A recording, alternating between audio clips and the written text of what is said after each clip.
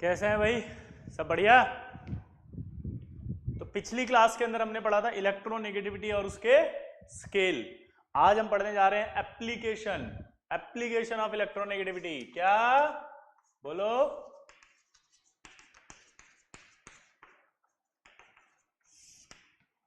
Application of electronegativity में क्या हो रहा है जरा देखना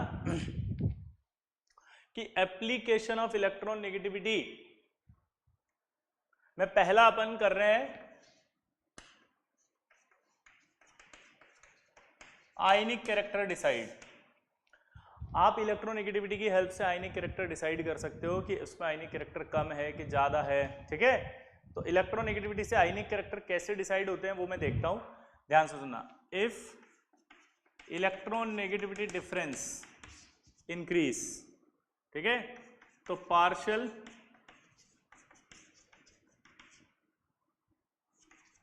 आयनिक character increase. If electronegativity difference increase, then partial ionic character increase. दोबारा बोलो, क्या बोला मैंने?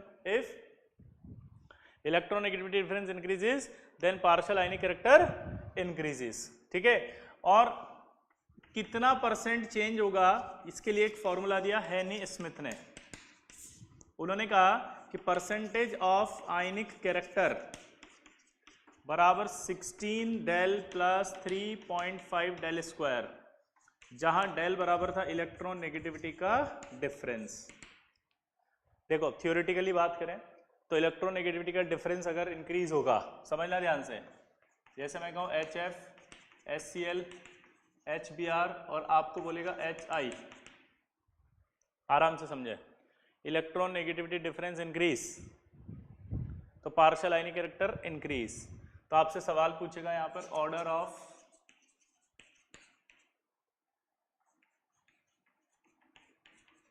आयनिक कैरेक्टर या order of partial ionic character, कुछ भी कह सकता है वो। अब आपको कैसे निकालना है उसको समझना। आपको देखना इलेक्ट्रॉन नेगेटिविटी का डिफरेंस, ठीक है। अगर आप इन चारों को देखें तो यहाँ H तो फिक्स है, क्लियर सबको। और आपको याद हो या ना हो तो मैं बता देता हूं, इसकी इलेक्ट्रॉन नेगेटिविटी फिक्स हाइड्रोजन की 2.1 थी, मैंने लिखवाई भी थी, मैं एक बार और लिख देता हूं, है ना। यहां लिखवाई थी मैंने hydrogen, lithium, beryllium, boron, carbon, nitrogen, oxygen, fluorine, chlorine. याद आया? अगर आप यहां से देखें तो 2.1 ये 1 था, फिर मैंने आपसे बोला था कि इधर से इधर जाएंगे तो 0.5 बढ़ती चली जाएगी, फिर Br आया था, फिर I आया था। Br की 2.7, इसकी 2.5 के आसपास बताइए, ठीक है। ये 5 एग्जैक्ट नहीं होती, 5, 2, 1, 3 ऐसे होता है ना।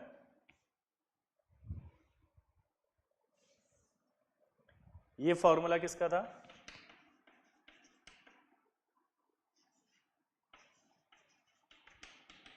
आराम से, है ना। अगर आप इनकी इलेक्ट्रोनेगेटिविटी देखें तो नीचे आने पर इलेक्ट्रोनेगेटिविटी घट रही है, तो आप देखोगे इसकी 4 है। ये कि ये वैल्यूज मत याद रखा करो, आप थोड़ा सा इसको ऐसे याद रखा करो कि यार डाउन द ग्रुप जा रहे हैं तो इलेक्ट्रोनेगेटिविटी कम हो रही है, तो ये जो डिफरेंस होगा वो ज़्यादा होगा, क्योंकि यहाँ 4 वैल्यू आएगी, यहाँ कम, यहाँ और कम, यहाँ और कम होगा, क्योंकि नीचे आते आते इलेक्ट्रोनेगेटिविटी जो होती है वो कम हो रही है। तो जो यहाँ पर जब फ्लोरीन खींचेगा तो प्लस आएगा, यहाँ माइनस आएगा, ये खींचेगा तो यहाँ प्लस आएगा, माइनस आएगा, यहाँ खींचेगा तो ये प्लस आएगा, माइनस आएगा, यहाँ खींचेगा तो ये प्लस आएगा और ये माइनस आएगा।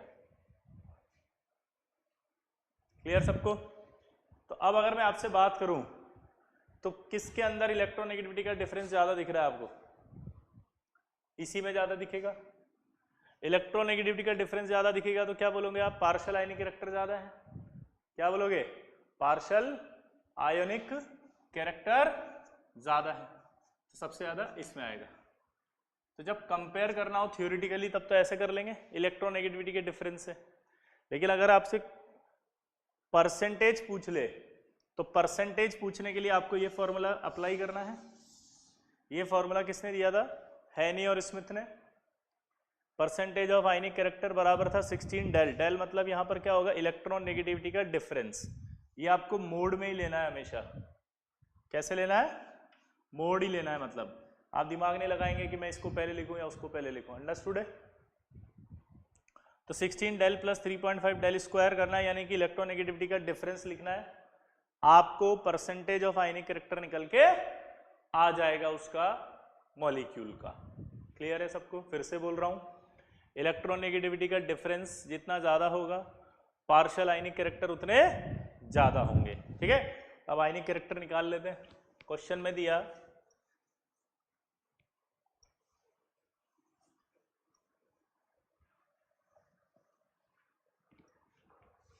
दिया हुआ है कैलकुलेट परसेंटेज ऑफ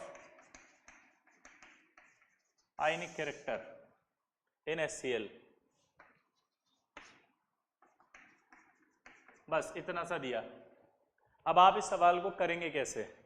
तो आप इस सवाल को करने के लिए पहले तो लिखेंगे परसेंटेज ऑफ आयनिक कैरेक्टर, इसका फॉर्मूला लिखेंगे। फॉर्मूला लिखने के बाद आपको पता है डेल मतलब होता है इलेक्ट्रॉन नेगेटिविटी का डिफरेंस। ये लिख दिया। डेल मतलब क्या लिखा? इलेक्ट्रॉन नेगेटिविटी का डिफरेंस। ये रहा HCl। अब इलेक्ट्रॉन नेगेटिविटी का डिफरेंस निकालें अगर अपन, तो Cl की इलेक्ट्रॉन नेगेटिविटी मैंने 3 बताई थी, हाइड्रोजन की कितनी बताई थी? 2.1। आप डिफरेंस निकालेंगे तो आएगा 0.9। उसको उसमें पुट करो, 16.9 प्लस 3.5 0.9 स्क्वायर। इसको आप सॉल्व करोगे तो आपके पास 17.235 आएगा। यानी HCl में आयनिक कैरेक्टर जो होता है, क्या बोला जल्दी बताओ? HCl में जो आयनिक कैरेक्टर होता है वो कितना होता है? 17.235 के आसपास, 17% के आसपास बोलेंगे राउंड फिगर में। ठीक है, 17% HCl के अंदर आयनिक कैरेक्टर होता है। क्या बोला मैंने? 17। तो जो आप बार बार ऐसे पूछते थे ना, सर ये तो आयनिक है, इसमें कोवेलेंट कैसे है? या आप बोलते थे कि सर आयनिक बॉन्ड है, कोवेलेंट कैसे है? कोवेलेंट बॉन्ड है, आयनिक कैसे है? वो ऐसे होता है। ठीक है, अगर ये कैरेक्टर 50% से ज्यादा आ जाता है तो हम उसे फिर आयनिक बोलते हैं। क्लियर? 50 से कम आएगा तो हम क्या बोलेंगे उसको? कोवेलेंट। क्लियर?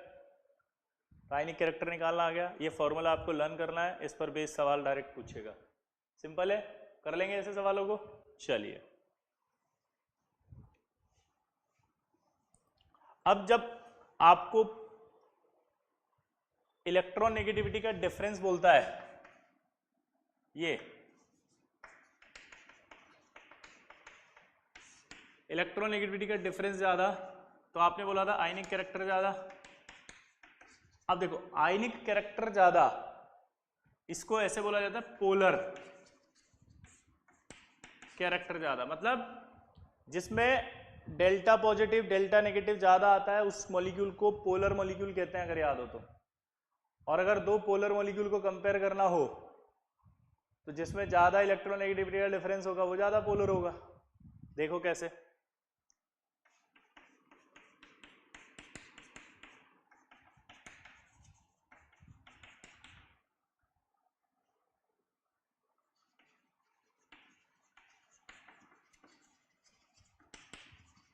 बोल रहा ऑर्डर ऑफ पोलैरिटी। पोलैरिटी कैसे निकाल लें? पोलर कैरेक्टर, पोलर मतलब समझते हो? Delta negative delta positive.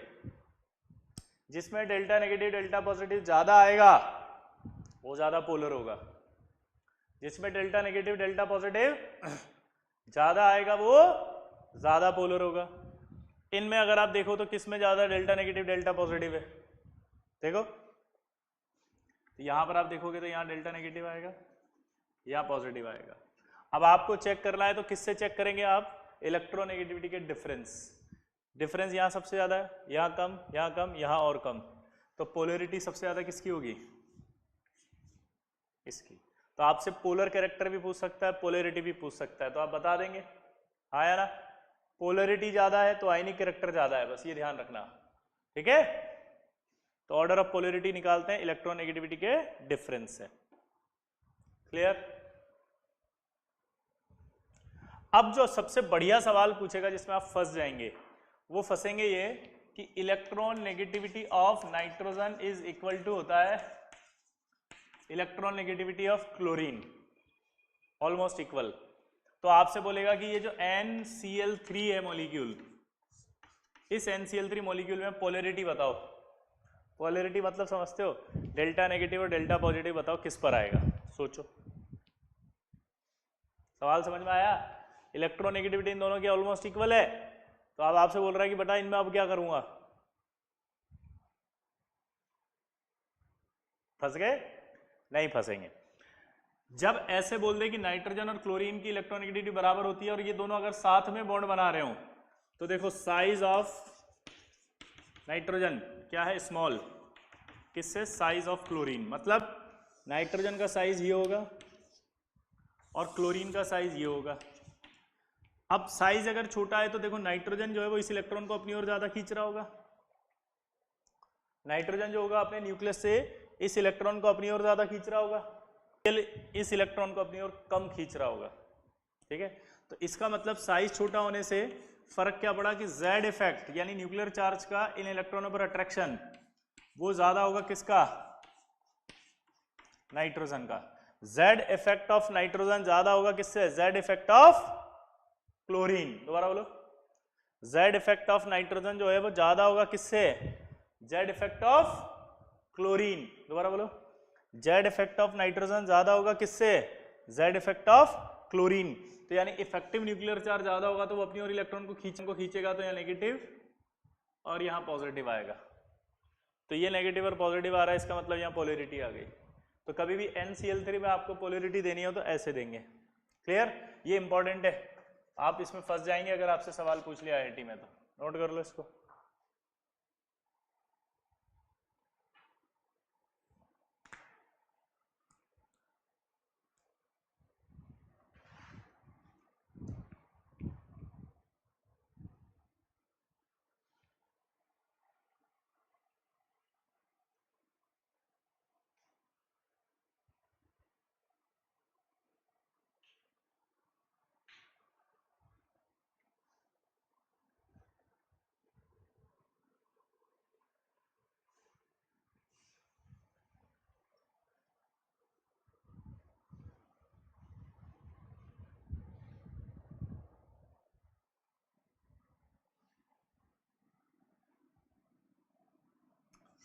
एक और बहुत अच्छा सवाल है, फास्फोरस और हाइड्रोजन की इलेक्ट्रोनेगेटिविटी आपको याद होनी चाहिए, याद कर लेना अब इसको, बस ये आखिरी है। इसके अलावा आप जितने भी होंगे सब आप आसानी से निकल जाएंगे। दो ही जगह फंसाता हुआ आपको, एक NCl3 में और एक इसमें। ठीक है, इसके अलावा आपको नहीं फंसा पाएगा। क्लियर? इन दोनों की जो इलेक्ट्रोनेगेटिविटी है वो ऑलमोस्ट इक्वल है, बस इतना सा फर्क है, यहाँ 2 है और यहाँ 0 है।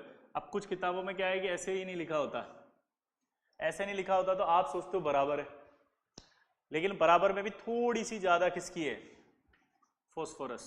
क्यों? ये मैंने क्यों बताया, क्योंकि जब आपको इसमें पोलैरिटी पूछेगा तो आप फंस जाएंगे ना। अगर मैं ये वैल्यू नहीं लिखता तो आप क्या बोलते कि यहाँ पर तो कोई पोलर आएगा ही नहीं, ना डेल्टा नेगेटिव ना डेल्टा पॉजिटिव। आप तो ये बोलते हैं ना कि डेल्टा नेगेटिव डेल्टा पॉजिटिव नहीं आएगा, लेकिन अब आप बोल सकते हैं कि अगर ऐसा होगा तो फास्फोरस अपनी ओर इलेक्ट्रॉन को खींचेगा हल्का सा, और नेगेटिव यहाँ आएगा और पॉजिटिव यहाँ आएगा, तो पोलैरिटी ऐसी आएगी, लेकिन बहुत कम, बहुत कम, बहुत कम आएगा, लीस्ट पोलर रहेगा ये। ठीक है, और इसी बेसिस पे एक सवाल पूछता है कि order of polar bond.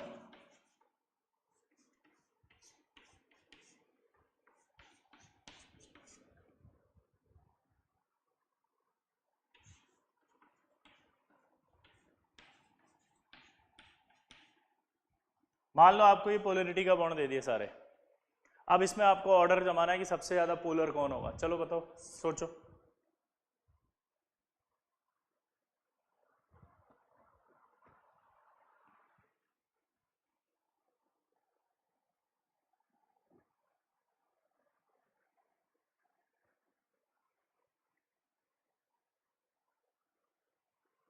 Clear? जब आप इसकी निकालेंगे तो इसकी 3 होती है और इसकी 2.1 होती है, तो इसका इलेक्ट्रोनेगेटिविटी का डिफरेंस आएगा 0.1। इसका तो ऑलमोस्ट क्या आएगा, 0, अभी बताया ना, ऑलमोस्ट 0। इसमें निकालेंगे तो मैं बता देता हूँ ना वैल्यूज के हिसाब से 0.1, और इसमें निकालोगे तो आप 0.2 आएगा। तो अगर आप ध्यान से देखें तो सबसे ज़्यादा पोलर कौन होगा, NH, फिर कौन होगा, SBH, फिर कौन होगा, ASH, और फिर लास्ट में पोलर में कौन आएगा, PH। ये इंपॉर्टेंट था, देखो आप, ये PH बॉन्ड सबसे लास्ट में पहुंच गया पोलरिटी में, PH बॉन्ड सबसे लास्ट में पहुंच गया, ठीक है। तो अगर आपसे बोले कि 15th ग्रुप में लीस्ट पोलर है कि नहीं है ये, तो आप बोलोगे यस, 15th ग्रुप में PH लीस्ट पोलर है। अब आपको डाउट क्या क्या आएगा पता है, सर हमें कैसे पता चलेगा, हम कैसे इलेक्ट्रोनेगेटिविटी याद रखेंगे, हम कैसे बताएंगे, सर आपने ये कैसे लिख दिया, इसकी इलेक्ट्रोनेगेटिविटी की वैल्यू क्या है, इसकी क्या है, ये क्या कर रहे हो, मेरे को कुछ समझ में नहीं आ रहा। कुछ नहीं समझना, इलेक्ट्रोनेगेटिविटी का सिंपल कॉन्सेप्ट है, नीचे आने पर घटती है, घटती है। अगर आप यहाँ पर भी वही फंडा लगा देते तो दिक्कत क्या होती, दिक्कत क्या होती, दिक्कत ये होती कि आप घटा देते, सबसे ज़्यादा पोलर उसको किसको बोल देते, इसको, सेकंड पे इसको आ जाते। लेकिन यहाँ पर आप फंस गए क्योंकि इसकी इलेक्ट्रोनेगेटिविटी और इसकी ऑलमोस्ट बराबर हो गई। ऑलमोस्ट बराबर होने से जो डेल्टा नेगेटिव डेल्टा पॉजिटिव आप ला रहे थे वो 0 हो गया, तो ये हट गया। अब हटने के बाद तो वही आया ना जो आप कर रहे हो, ठीक है, ये हट गया। अब हटने के बाद ये 0 हुई तो ये बहुत कम हुई ना, ये अगर डिफरेंस 0 है तो ये बहुत कम डिफरेंस हुआ, और यहाँ आते पे डिफरेंस बढ़ेगा। थोड़ी सी मैथ्स लगाओ, ये तो सबसे ज्यादा था, ये 0 हुआ, जब ये 0 होगा तो ये कुछ वैल्यू रखेगा और ये थोड़ी ज्यादा वैल्यू रखेगा, क्योंकि इधर आने पर ही तो डिफरेंस बढ़ेगा अब। और ये एक ही केस है पूरी पीरियोडिक टेबल में, तो इसका मतलब ये एक ही केस है जिसको आपको कंफ्यूज करवा सकता था एग्जामिनर, वो भी मैंने ले लिया। अगर मैं चाहता ये नहीं लेता तो मैंने आपके लिए तो क्या सिंप्लीफाई कर दिया ना, कि पूरी पीरियोडिक टेबल में सिर्फ एक ही एग्जांपल है जहां कंफ्यूजन है, वो भी आपको पहले से बता दिया, तो अब आपको कोई कंफ्यूजन नहीं आएगा कहीं पर भी, सब में आप नॉर्मल ट्रेंड से करेंगे, ठीक है। तो इसको इंपॉर्टेंट लगा लेना और बाकी नॉर्मल ट्रेंड से हो जाएगा। और जिसको डाउट आए वो वापस इस वीडियो को देखना, फिर से बोल रहा हूं, ये जो सेगमेंट अभी बोला वो वापस देखें प्लीज, 2 बार देखें इसको, क्योंकि एक बार में आपके दिमाग में हो सकता है ना उतरे, 2 बार देखने पर अपने आप आपको ये समझ में आ जाएगा।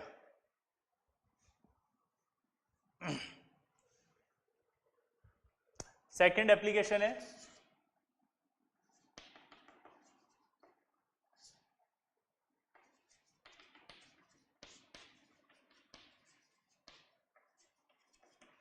ऑक्सीडेशन स्टेट डिसाइड करना। जैसे आपको कोई स्ट्रक्चर दे दिया उसने,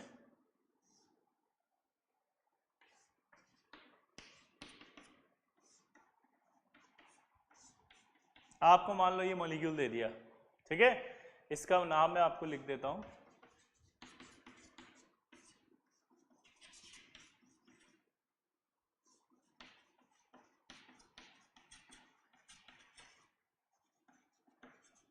हाइपोफॉस्फोरस एसिड, ठीक है।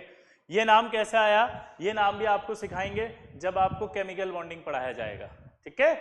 ये नाम कैसे आया जल्दी बताओ, ये भी आपको सिखाएंगे जब आपको केमिकल बॉन्डिंग पढ़ाएंगे, ठीक है। अभी आपको कुछ नहीं करना है, अभी सिर्फ ऑक्सीडेशन स्टेट पर ध्यान देना है।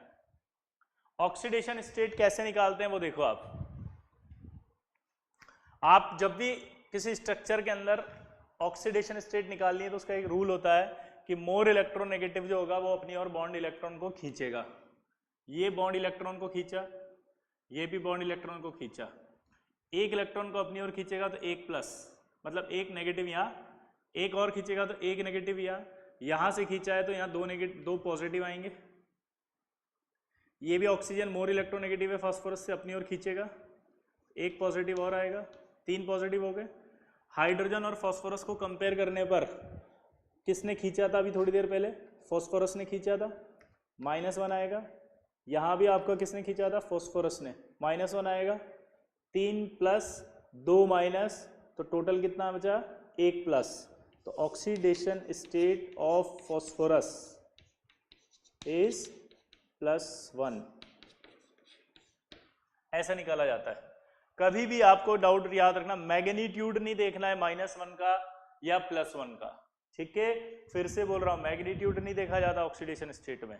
ठीक है, ये आ गया। अब इसका निकाल के बताओ खुद, चलो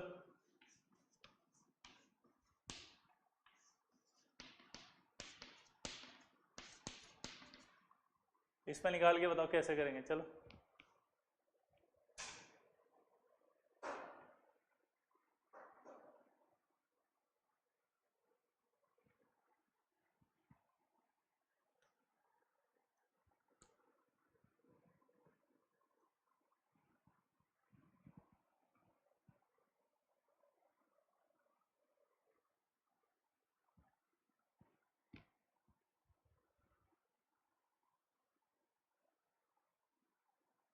निकला? देखो अब क्या हुआ, ये ऑक्सीजन है मोर इलेक्ट्रोनेगेटिव, एक खींचेगा एक प्लस, ये अपनी ओर एक खींचेगा एक प्लस, ये अपनी ओर खींचेगा एक प्लस, ये कितने इलेक्ट्रॉन खींचेगा 2, तो 2 प्लस, टोटल कितना हो गया 5 प्लस।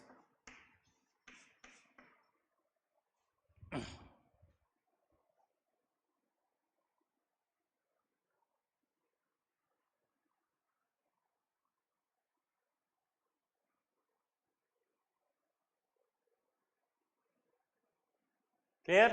इस तरह से आप ऑक्सीडेशन स्टेट भी निकाल सकते हैं। ठीक है, चलो एक और बताओ ऐसे कैसे।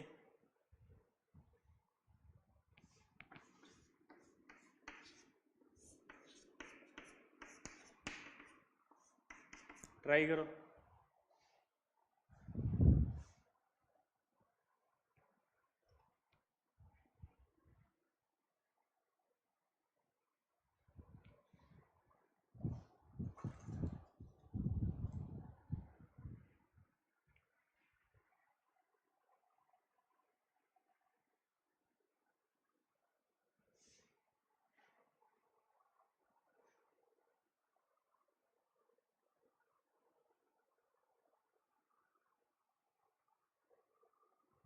हो गया?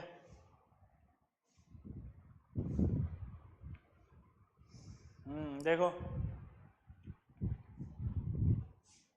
यहां पर अगर अपन ध्यान दें तो ये क्या कर रहा है, वापस से एक खींचेगा एक प्लस, एक खींचेगा एक प्लस, ये 2 खींचेगा 2 प्लस, ये इन दोनों में कौन खींचेगा फॉस्फोरस -1 प्लस 4 और एक माइनस, तो ऑक्सीडेशन स्टेट ऑफ फॉस्फोरस कितना आएगा +3।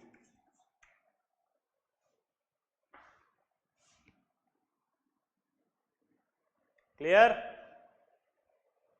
तो ऑक्सीडेशन स्टेट भी निकाल सकते हैं। अगला तीसरा एप्लीकेशन लिखो, कंपैरिजन, नोट करो, comparison of bond length and bond strength.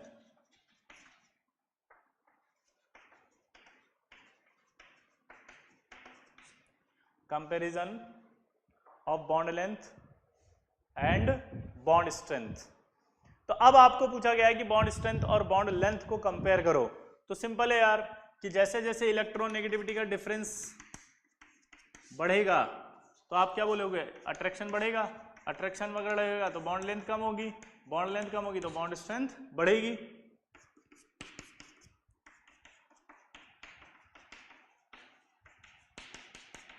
लेकिन यहां पर एक बहुत इंपॉर्टेंट बात होती है, पता है क्या, ये कॉन्सेप्ट तभी लगाना है जब कीपिंग अदर पैरामीटर्स कांस्टेंट। कुछ पैरामीटर कांस्टेंट रखने पड़ेंगे आपको तभी ये फॉलो होगा, लाइक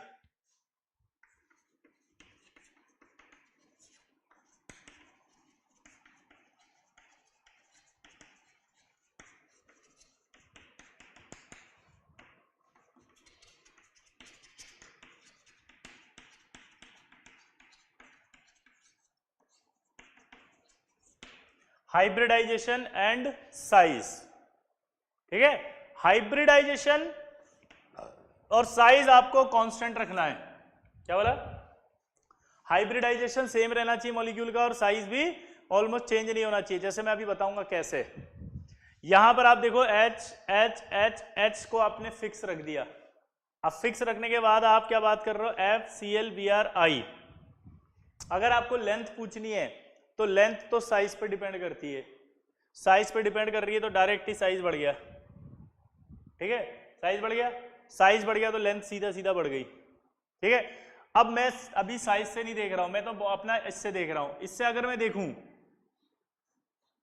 तो मुझे क्या लगेगा, सबसे ज्यादा यहाँ नेगेटिव आएगा, सबसे ज्यादा यहाँ पॉजिटिव आएगा। यहां पर पॉजिटिव कम, यहां पर और कम।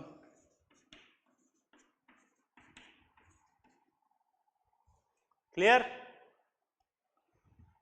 तो जब आप यहां से यहां जा रहे हो तो उस कंडीशन में क्या हो रहा है, इलेक्ट्रोनेगेटिविटी का डिफरेंस कम होता जा रहा है। सबसे ज्यादा इलेक्ट्रोनेगेटिविटी का डिफरेंस यहाँ आएगा, सबसे ज्यादा डिफरेंस अगर यहाँ आएगा तो अट्रैक्शन सबसे ज्यादा यहाँ आएगा।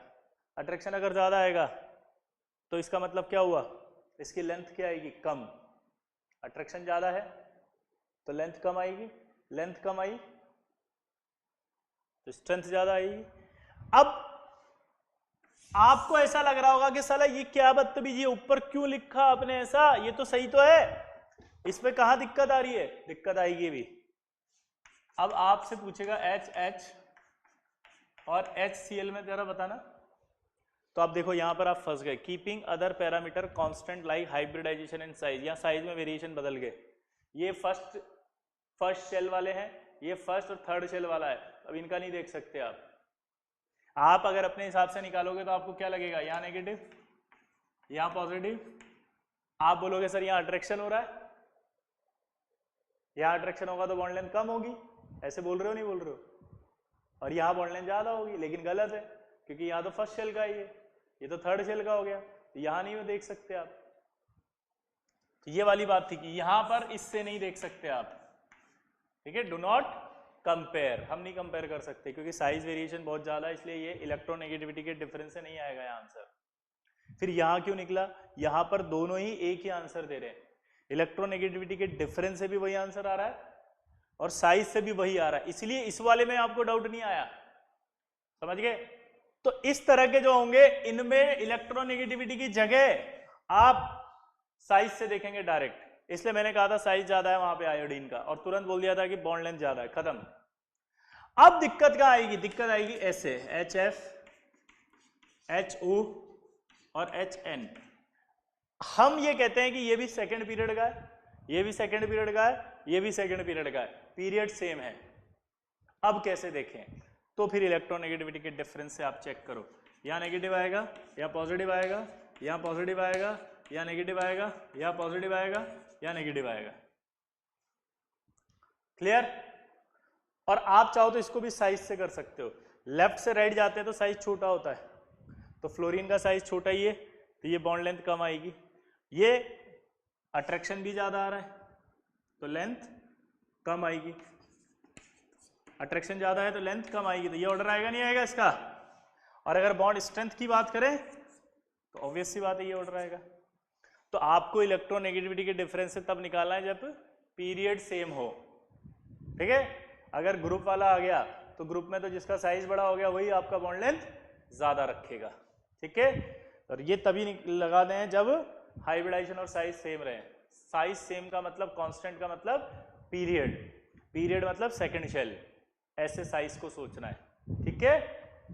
कोई खास बात नहीं, बहुत सिंपल है।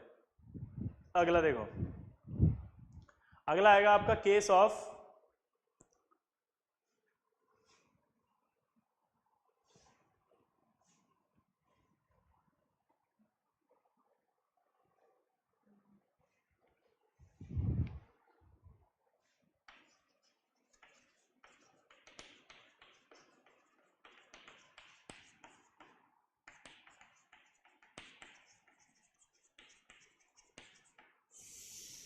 Case of dissolution of bond in polar solvent. आप चाहो तो बॉन्ड भी लिख सकते हैं, कौन सा बॉन्ड होगा, बॉन्ड इन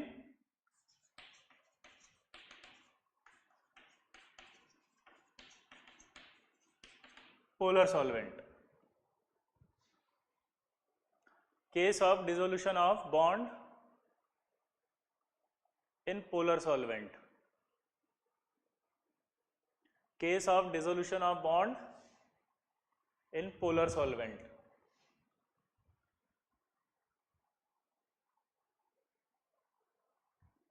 क्लियर? अब इसको कैसे करते हैं जरा देखना। मान लो ये आयनिक कंपाउंड है,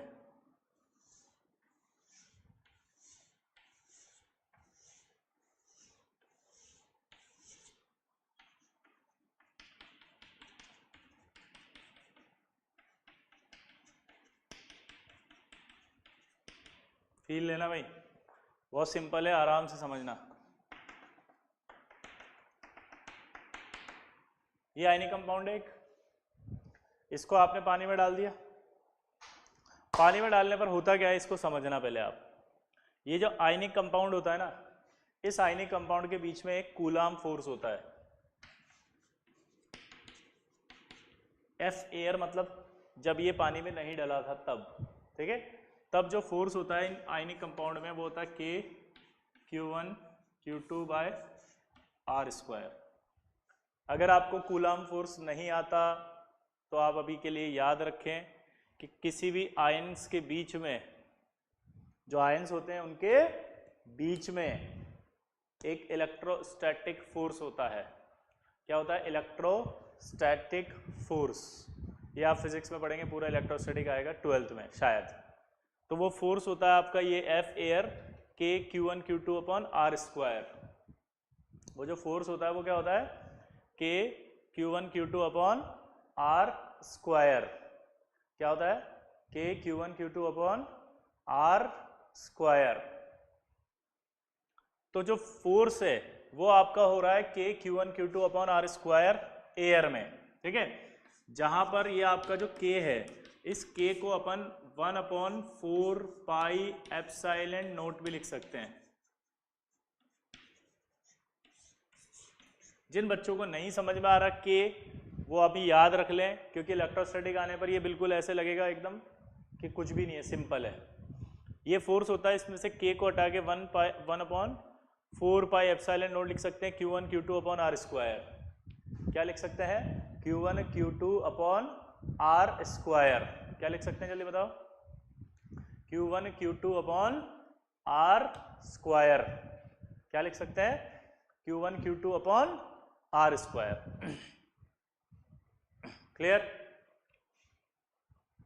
एफ एयर बराबर K Q1 Q2 upon R square. Clear? अब ये जो होता है ना, इसको कहते हैं हम मीडियम की परमिबिलिटी। अब ये सब क्या होता है छोड़ दो। एप्सिलॉन नॉट जो होता है इसका रिलेटिव वैल्यू एयर में होता है 1। आराम से समझना। इसका वैल्यू, रिलेटिव वैल्यू की बात कर रहा हूं मैं, इसका वैल्यू रिलेटिवली एयर में 1 है, तो पानी में जाते इसका वैल्यू 80 हो जाता है। पानी में जाते क्या हो जाता है? 80। तो जब आप इस आयनिक कंपाउंड को, कोई भी आयनिक कंपाउंड है, पानी में डाल देंगे वाटर में, तो ये आपका क्या हो जाएगा? एप्सिलॉन रिलेटिव वैल्यू कितनी आ जाएगी? 80। और ये आएगा Q1 Q2 आर स्क्वायर। अगर मैं इसको हटा दूं तो आपको ऐसा नहीं लग रहा एफ वाटर बराबर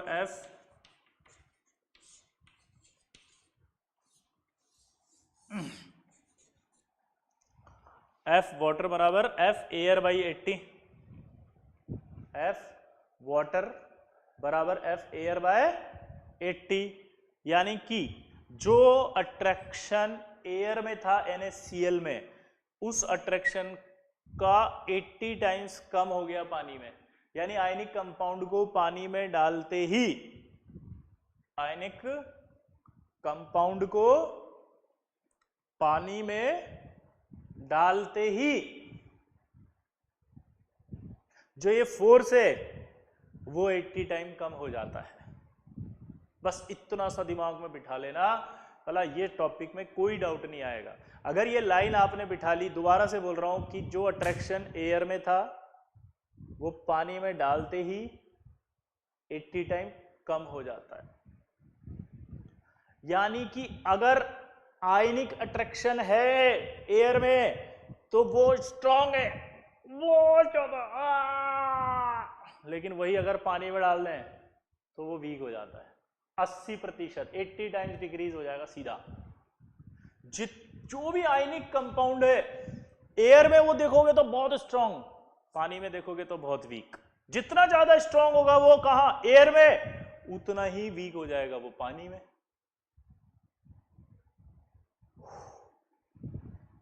ये कॉन्सेप्ट समझ में आया? जितना ज्यादा आयनिक उतना ज्यादा वीक पानी में।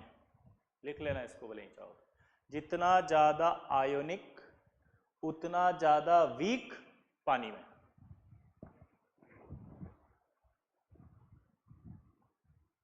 क्लियर?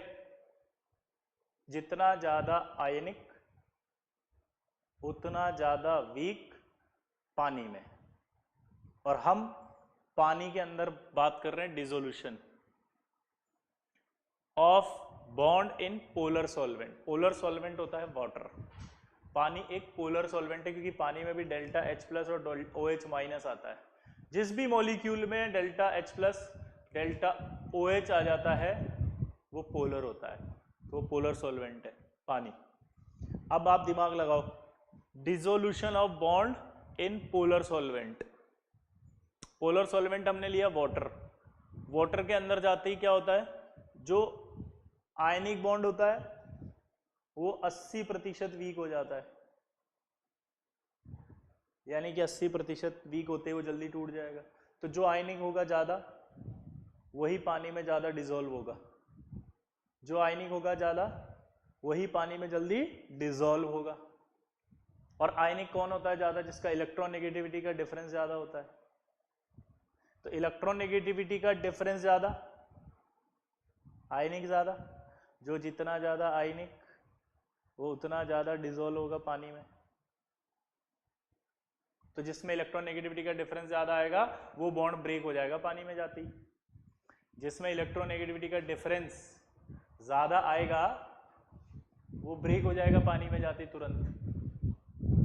दोबारा से कॉन्सेप्ट समझना, जिसमें इलेक्ट्रोनेगेटिविटी का डिफरेंस ज्यादा आएगा वहां आयनिक कैरेक्टर ज्यादा आएगा, आयनिक ज्यादा पानी में आयनिक उतना कम, तो इसका मतलब जल्दी डिसॉल्व होगा। तो आपको कॉन्सेप्ट ही समझा दिया मैंने बातों बातों में कि आपको अगर दो बॉन्ड दे दें, एक और आपसे बोले कि पानी में कौन सा बॉन्ड जल्दी डिसॉल्व होगा, तो आप बोलेंगे जिसका इलेक्ट्रोनेगेटिविटी का डिफरेंस ज्यादा वो जल्दी डिसॉल्व होगा। समझ गए? क्लियर? अब ये जो 80 वैल्यू आती है ये पानी के लिए आती है। पानी के वजह से ही रिलेटिव वैल्यू 80 हुई है, तो पानी के अंदर जाते आयनिक कंपाउंड 80 टाइम डिक्रीज होता है, यानी पानी में जाते आयनिक कंपाउंड्स 80 टाइम वीक होगा, वीक होती जल्दी डिसॉल्व होगा। इसीलिए सारे आयनिक कंपाउंड की बात जब हम करते हैं तो आयनिक कंपाउंड पानी में सॉल्युबल होते हैं या पानी में जल्दी डिसोसिएट हो जाते हैं, और इसीलिए पानी को यूनिवर्सल सॉल्वेंट कहा जाता है। इसीलिए पानी को यूनिवर्सल सॉल्वेंट कहते हैं आयनिक कंपाउंड्स के लिए। इसीलिए कहते हैं like dissolve like, like polar है तो पोलर में सॉल्युबल ज्यादा होगा, क्योंकि पोलर है तो उसका आयनिक बॉन्ड पानी में वीक होगा। जितना ज्यादा आयनिक उतना ज्यादा पानी में बॉन्ड वीक। ये कॉन्सेप्ट लिख लेना, जितना ज्यादा आयनिक उतना ज्यादा पानी में बॉन्ड वीक।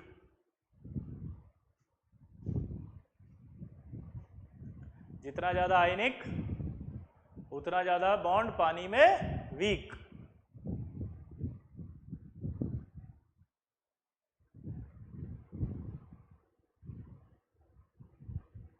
क्लियर है सबको? अब इधर देखो,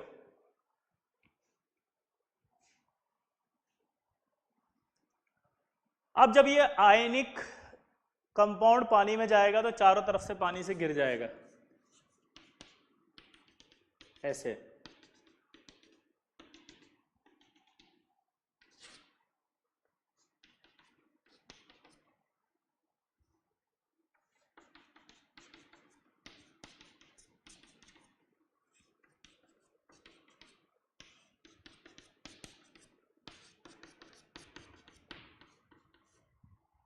ये आयन हो गया। एक चीज मैं आपको बता देता हूं,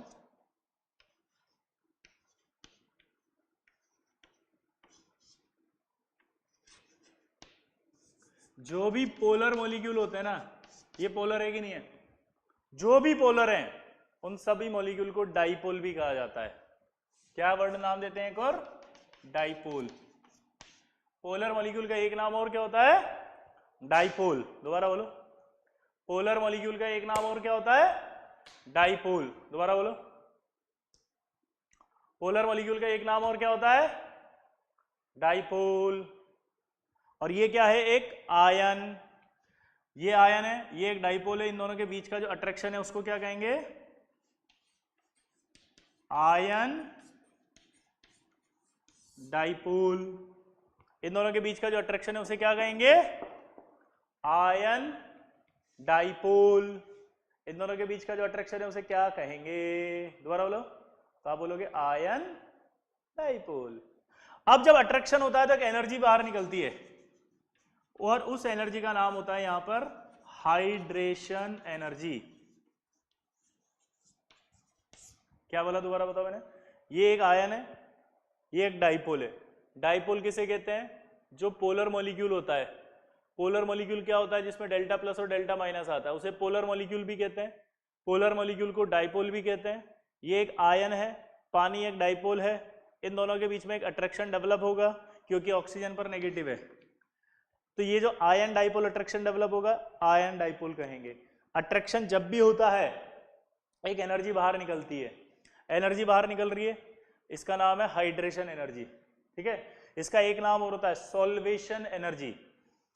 अगर पानी होता है पोलर सॉल्वेंट तो फिर सॉल्वेशन एनर्जी का नाम क्या बन जाता है? Hydration energy. और अगर पानी नहीं होता, यहाँ पे कोई और पोलर सॉल्वेंट होता, तो फिर हाइड्रेशन की जगह उसका नाम क्या डालते? Solvation energy. ठीक है, क्या नाम लिखते? Solvation energy. क्या लिखते? Solvation energy. ये हाइड्रेशन एनर्जी हो गई। इसी तरह से Cl माइनस भी आएगा।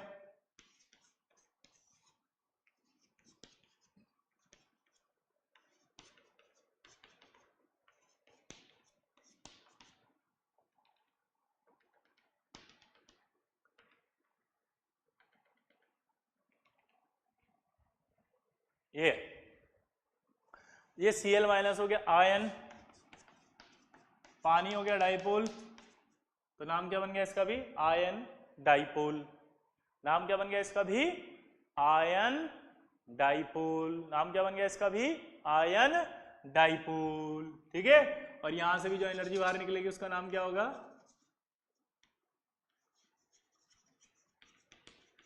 हाइड्रेशन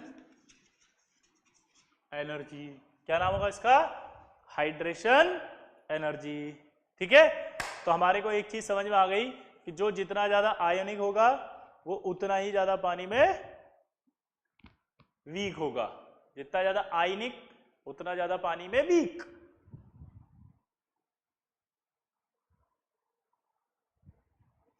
अब ये जो सॉल्वेंट है, इसको सॉल्वेंट कहते हैं अपन।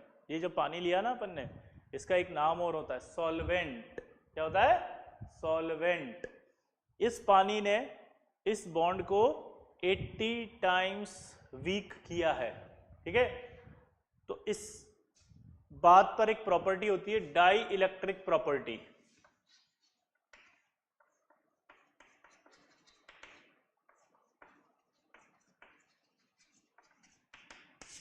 डाई इलेक्ट्रिक प्रॉपर्टी का मतलब क्या होता है? सुनना जरा।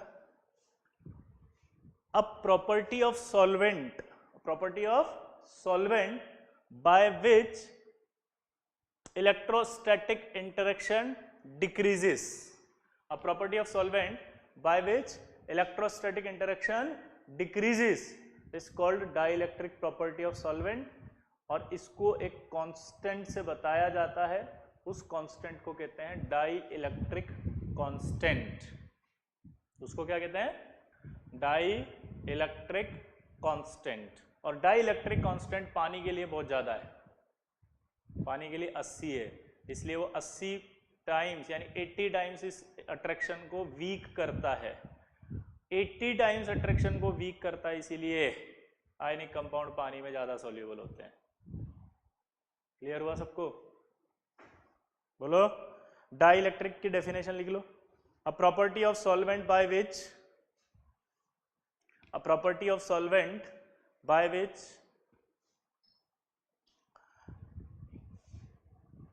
electrostatic interaction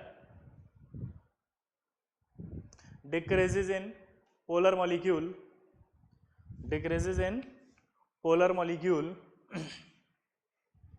is called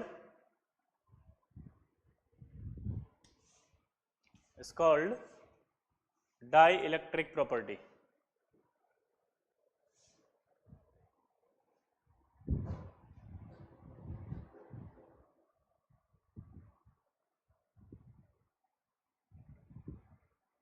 called dielectric property.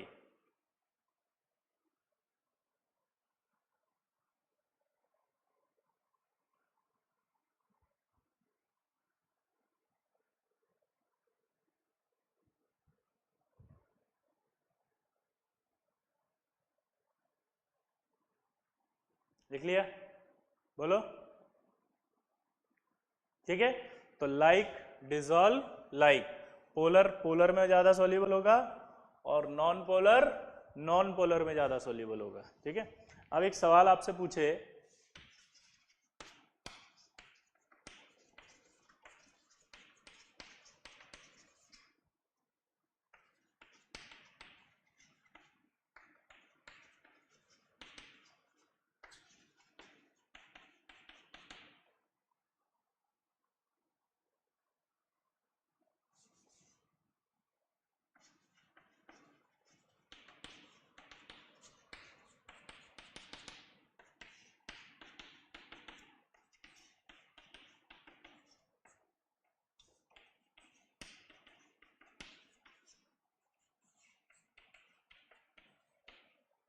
आपसे सवाल पूछा है कि which of the following solvent is better for solubility of के आई। अब के आई एक आयनिक कंपाउंड है, ठीक है, लिख दिया उसने यहाँ पर, ये आयनिक कंपाउंड है, आप लिख लो सवाल में। ठीक है, अब ये मत पूछना कि हमें कैसे पता चलेगा, ये दे दिया ना चार ऑप्शन, चार ऑप्शन देख के समझ में आ गया कि आयनिक है।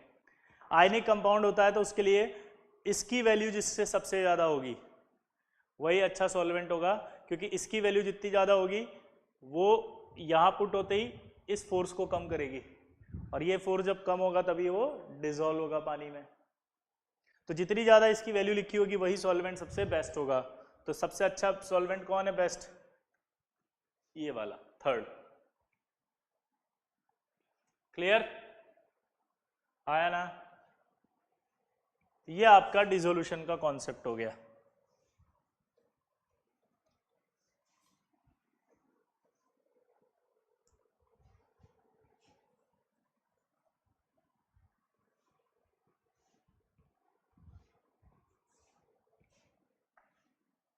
अगला एप्लीकेशन है टू डिसाइड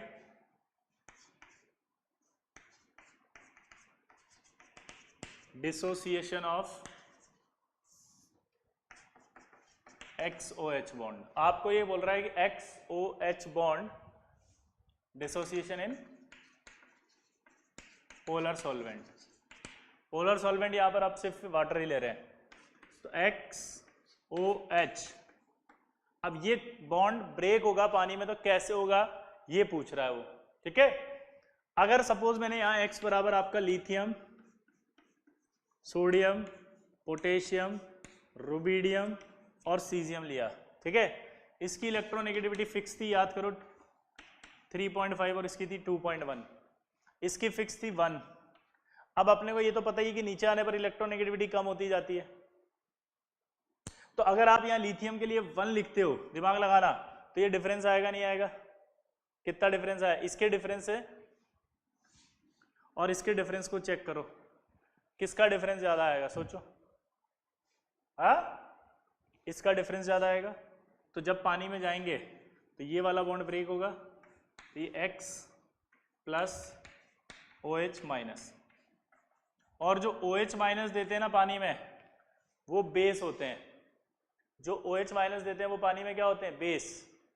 तो यहाँ Li लिखोगे तो LiOH कैसे पानी में जाके डिसोसिएट होगा? Li प्लस और OH माइनस, और LiOH बेस होगा, बेस, क्योंकि वो OH माइनस दे रहा है। अब समझ में आया डिसोसिएशन? यहां रखो तो इसकी इलेक्ट्रोनेगेटिविटी तो और कम हो गई, तो ये डिफरेंस और बढ़ गया। ये डिफरेंस ज्यादा होते ही डिसोसिएशन और ज्यादा होगा, और ज्यादा होगा तो ये और OH माइनस देगा, और OH माइनस देगा तो ये और ज्यादा बेसिक होगा। यहां आओ, और कम इलेक्ट्रोनेगेटिविटी, डिफरेंस और ज्यादा, डिफरेंस और ज्यादा तो जल्दी ब्रेक होगा, और ज्यादा OH माइनस देगा, और ज्यादा OH माइनस देगा तो और ज्यादा बेसिक होगा।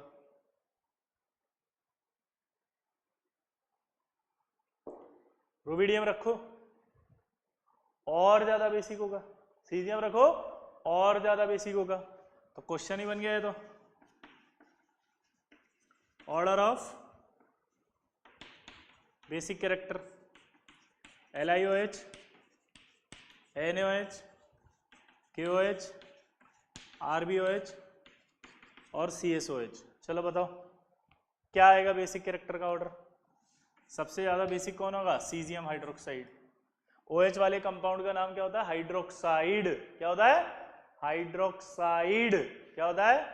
हाइड्रोक्साइड। तो ये आपका lithium hydroxide, sodium hydroxide, potassium hydroxide, rubidium hydroxide, caesium hydroxide. तो उधर जाने पर क्या हो रहा है? हाइड्रोक्साइड बेसिक हो रहा है। दोबारा समझेंगे आराम से। अगला था application to decide to dissolution of XOH bond in polar solvent. तो डिसोल्यूशन कैसे हो रहा है XOH बॉन्ड का पोलर सॉल्वेंट में? तो हमने एक बात अभी थोड़ी देर जस्ट इससे पहले ही पढ़ी थी कि जितना ज्यादा आयनिक उतना ज्यादा बॉन्ड वीक। ये लाइन याद है? जितना ज्यादा आयनिक उतना ज्यादा बॉन्ड वीक। और जितना ज्यादा आयनिक, तो आयनिक कौन? जिसमें इलेक्ट्रॉन नेगेटिविटी का डिफरेंस ज्यादा हो। आयनिक कौन? जिसमें इलेक्ट्रॉन नेगेटिविटी का डिफरेंस ज्यादा हो। आयनिक कौन? जिसमें इलेक्ट्रॉन नेगेटिविटी का डिफरेंस ज्यादा हो। तो इलेक्ट्रॉन नेगेटिविटी का डिफरेंस ज्यादा, आयनिक ज्यादा, और जितना ज्यादा आयनिक उतना ज्यादा वीक। तो मैंने एक बॉन्ड लिख दिया XOH और यहाँ X बराबर लिखने की कोशिश की ये सारे, और ये सब लिख करके आपसे पूछा कि अगर ये कंपाउंड बने तो बॉन्ड कौन सा वीक होगा और या कौन सा बॉन्ड पानी में डिसॉल्व होगा या डिसोसिएट होगा। तो मैंने कहा लिथियम रखो। लिथियम की इलेक्ट्रोनेगेटिविटी कितनी रखो? 1। ये 1 रखी। 1 रखते ही इलेक्ट्रोनेगेटिविटी का डिफरेंस यहाँ आएगा 2.5 या कम। इलेक्ट्रोनेगेटिविटी का डिफरेंस यहाँ ज्यादा। जितना ज्यादा डिफरेंस होगा इलेक्ट्रोनेगेटिविटी का उतना ज्यादा आयनिक। जितना ज्यादा आयनिक उतना ज्यादा वीक। तो ये वीक होगा, यहाँ से ब्रेक हो जाएगा। ये ब्रेक होते ही OH माइनस आएगा। फिर मैंने कहा था कि जो भी OH माइनस देते हैं पानी में वो सब बेसिक कहलाते हैं। जो भी OH माइनस देते हैं वो सब क्या कहलाते हैं? बेसिक। तो ये बेसिक हो गया। अब आपसे पूछा इन सब में क्या होगा? तो जब ये 1 रख रहा है तो इसकी इलेक्ट्रोनेगेटिविटी तो कम ही होगी ना, नीचे आएंगे तो यहाँ सोडियम रखते ही ये डिफरेंस और बढ़ेगा। जितना ज्यादा आयनिक उतना ज्यादा वीक। तो ये और जल्दी ब्रेक होगा। K रखेंगे और जल्दी ब्रेक होगा। रुबिडियम रखेंगे और जल्दी ब्रेक होगा। सीजियम रखेंगे और जल्दी ब्रेक होगा। तो नीचे आने पर बेसिक कैरेक्टर बढ़ेगा। नीचे आने पर बेसिक कैरेक्टर बढ़ेगा। क्लियर? हाँ तो बोल दिया करो यार, बोलो। समझ में आ रहा है कि नहीं आ रहा है? और नहीं आ रहा तो दोबारा सुनना, इसको मैंने सब इंक्लूड किया है। इसको अकेले मत समझना, यहां से इसको पीछे से कनेक्ट करते हुए समझना, क्योंकि वो जुड़ा हुआ है वहां से। क्लियर? नोट कर लो इसको। चलो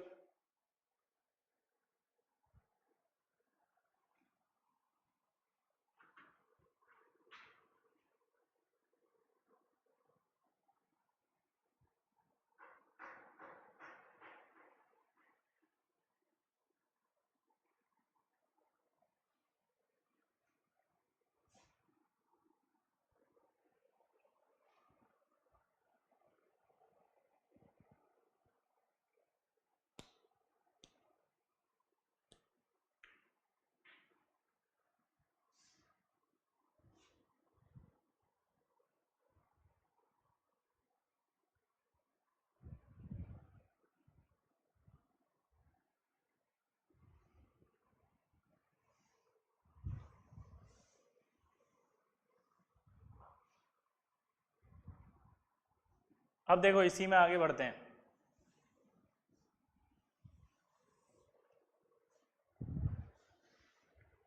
यहां लिथियम के बाद क्या आएगा? Beryllium, magnesium, calcium, strontium, barium. अगर आप देखें इधर से इधर जाएं तो बेरिलियम की इलेक्ट्रोनेगेटिविटी कितनी थी? इसकी 1 थी। इसकी कितनी आई थी? 1.5। ठीक है, इधर से इधर जा रहे हैं अगर अपन, आया ना? बोलो। तो इलेक्ट्रोनेगेटिविटी बढ़ रही है। इलेक्ट्रोनेगेटिविटी बढ़ रही है, इसका मतलब क्या निकला?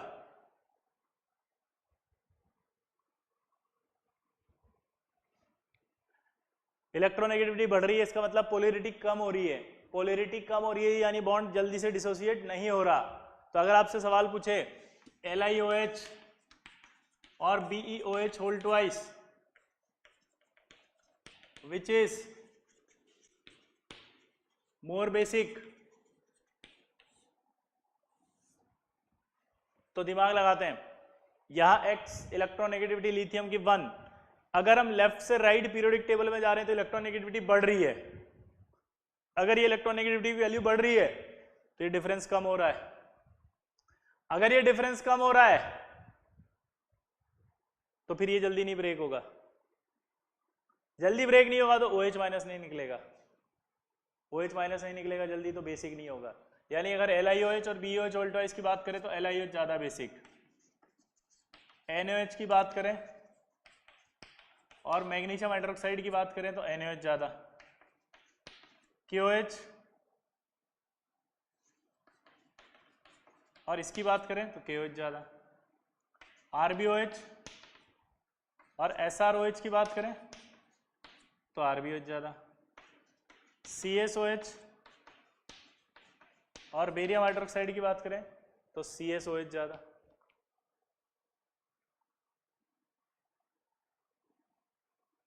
तो आप ऐसे बेसिक कैरेक्टर भी निकाल सकते हैं। क्लियर? हाँ या ना? बोलो। पक्का? मिटा दूं?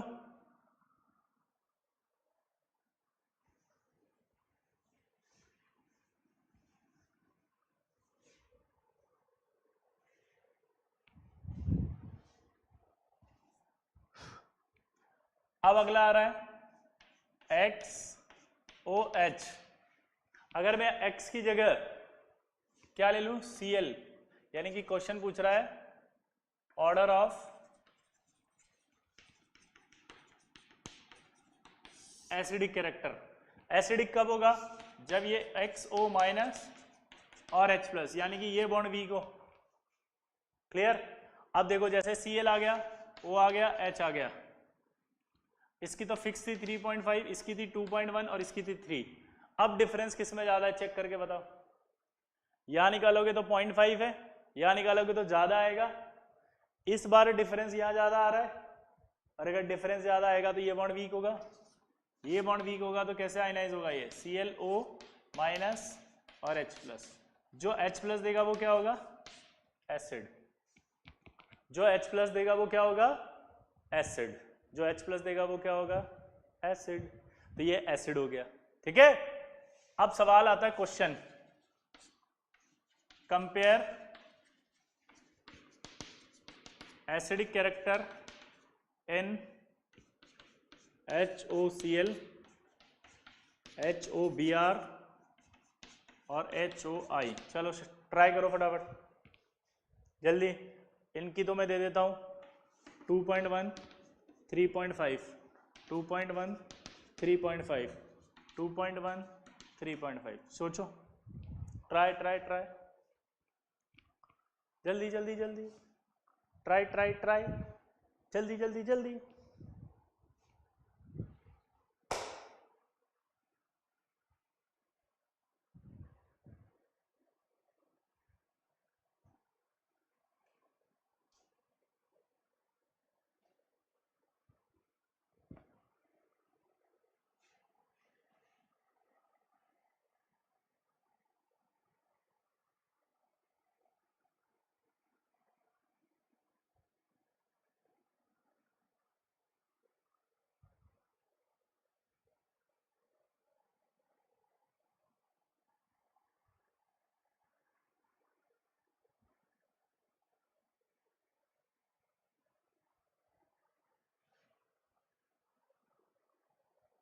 हो गया? अब देखो,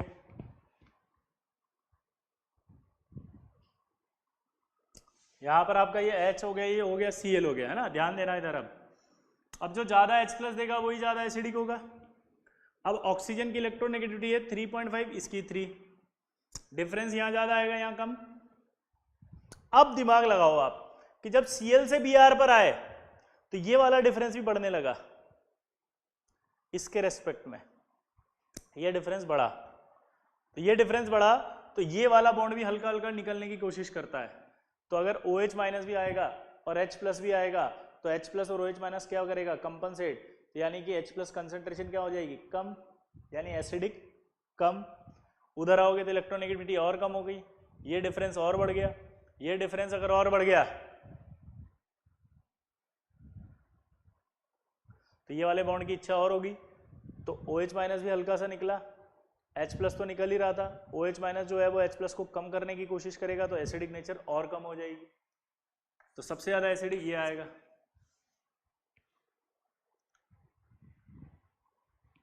क्लियर? दोबारा समझो आराम से। ये और यहां पर गैप बहुत कम था इसलिए ये बॉन्ड निकल रहा है, ठीक है। अब अगर आप यहां डिफरेंस बढ़ा रहे हो, इस जगह डिफरेंस बढ़ा, तो इस बॉन्ड के लेने की भी इच्छा होने लगेगी। इसकी तो है ही सही, इसकी ज्यादा और इसकी हल्की सी आएगी, तो हल्का सा आने से H प्लस भी निकलने की इच्छा हो रही है और OH भी निकल रहा है हल्का सा, तो OH कम निकल रहा है, H प्लस ज्यादा निकल रहा है, लेकिन जो कम OH निकल रहा है वो H प्लस को भी कम कर रहा है, तो H प्लस की कंसेंट्रेशन क्या हो गई, कम। H प्लस की कंसेंट्रेशन कम हो गई तो क्या हो गया, ये कम एसिडिक। यहाँ और ज्यादा गैप बढ़ गया तो इसकी इच्छा थोड़ी और ज्यादा निकलने की हो गई, तो H प्लस तो निकल ही रहा था, OH माइनस भी निकला, उसने H प्लस को कम किया H प्लस को, तो एसिडिक नेचर क्या हो गई, कम। ठीक है। अब देखो नोट, ऑक्सी एसिड या ऑक्सो एसिड का मतलब समझो। Acid in which oxygen and hydrogen is present.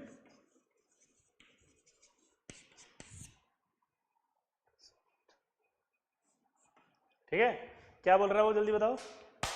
Acid in which oxygen and hydrogen is present. ऐसे एसिड जिनमें ऑक्सीजन और हाइड्रोजन प्रेजेंट हो उन्हें ऑक्सी एसिड कहा जाता है। ऐसे एसिड जिनमें ऑक्सीजन एंड हाइड्रोजन प्रेजेंट हो उन्हें ऑक्सी एसिड कहा जाता है। ठीक है, और ये जो कॉन्सेप्ट आपको बताया है ये ऑक्सी एसिड पर एप्लीकेबल है। जितना कॉन्सेप्ट आपने पढ़ा है वो एप्लीकेबल है ऑन ऑक्सी एसिड, ठीक है, नॉट इन हाइड्रा एसिड्स।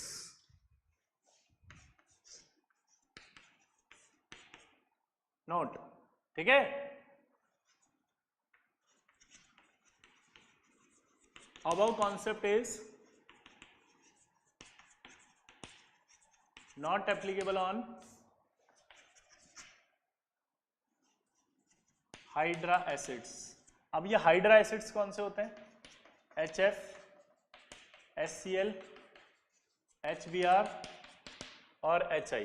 क्या बोला जल्दी बताओ मैंने, HF, HCl, HBr और HI, ये आपके होते हैं आपके हाइड्रा एसिड्स। इन पर नहीं लगाना ये इलेक्ट्रोनेगेटिविटी का डिफरेंस कि आप इसमें इलेक्ट्रोनेगेटिविटी ज्यादा है तो ये जल्दी ब्रेक होगा, नहीं, ऑक्सीजन वाले ब्रेक होते हैं, ये नहीं। इनको कैसे देखेंगे, ऑर्डर ऑफ एसिडिक नेचर। तो देखो क्या हो रहा है, इधर से इधर जाएंगे तो साइज क्या होगा, बढ़ेगा, बॉन्ड स्ट्रेंथ क्या होगी, वीक। पक्का अभी बताया था उधर से उधर जाते हैं तो साइज बढ़ रहा होता है इसका, इसका साइज बढ़ेगा तो बॉन्ड क्या होगा, वीक। और अगर बॉन्ड वीक होगा तो जल्दी टूटेगा, जल्दी टूटेगा तो जल्दी H मिलेगा, जल्दी H मिलेगा तो ज्यादा एसिडिक होगा, तो यहाँ एसिडिक ऑर्डर में ये आएगा। देखो आप, उधर आ रहा है HI, इधर आ रहा है HOCl, HOF होता तो HOF आ जाता। ठीक है, HOF नहीं लिखते हैं क्योंकि वो अनस्टेबल होता है, ठीक है, क्योंकि फ्लोरीन पर पॉजिटिव चार्ज नहीं आ सकता, तो वो बनता है और टूट जाता है वो तुरंत, ठीक है, इसलिए उसको नहीं लिखते यहाँ पे। तो ये हाइड्रा एसिड्स होते हैं। क्लियर? तो हाइड्रा एसिड्स पर एप्लीकेबल नहीं करना ये वाला कॉन्सेप्ट। ये जो भी आपने इलेक्ट्रोनेगेटिविटी के डिफरेंस से एसिडिक कैरेक्टर निकाला है वो सिर्फ एप्लीकेबल होगा किस पर, ऑक्सी एसिड्स पर। ठीक है, ऑक्सी एसिड का मतलब समझ में आ गया होगा। क्या होता है ऑक्सी एसिड, बताओ क्या होता है? ऑक्सी एसिड मतलब oxygen and hydrogen. Oxy acid का मतलब क्या होता है जल्दी बताओ? Oxygen and hydrogen. क्लियर? तो ये आपका कंप्लीट, बाकी नेक्स्ट टर्न पे पढ़ेंगे। ठीक है।